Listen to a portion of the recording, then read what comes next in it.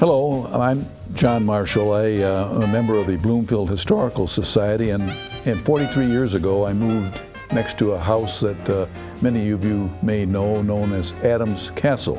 For 43 years I've looked out at my house at the castle, and just recently I got a picture of look at my house out of the castle itself to see what they see when they look at me. Adams Castle is a private home, a very large private home of 12,000 square feet that is on the west side of Adams Road, north of Big Beaver by about a quarter of a mile. The origin of the name is hard to place. I think it came when Harry Stevens platted out part of the land and named it Adams Castle Drive. When the house was built between 1924 and 1927 by Harry Stormfeltz, it had been a gravel pit or quarry, sand and gravel quarry for the city of Birmingham for over 10 years.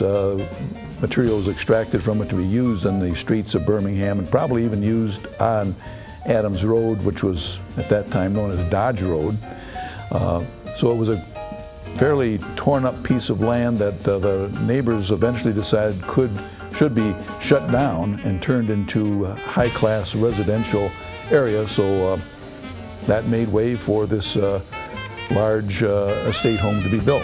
Adams Castle is unique in a couple of ways. One is that for 10 years, from 1946 to 1956, it was I'll call it a bachelor's quarters or an adult fraternity house for men who worked for the most part for Chrysler Corporation and supported by a staff of a cook and perhaps a laundress living on the property to care for these gentlemen. It is also known, maybe to many of you, for its lavish holiday light shows that were prominent from the 70s through the early 2000s. Certainly homes of this size, some are still being built today, but it's unique in the sense that many of the materials that were used in it and even some of the craftsmen that fashioned the house were brought in from Europe in the late 1920s when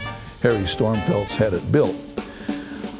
We hope, most of us that live in the neighborhood hope that it remains a private residence as it has for the last 70 or the last 90 years actually. However, it's a expensive place to maintain, I'm sure.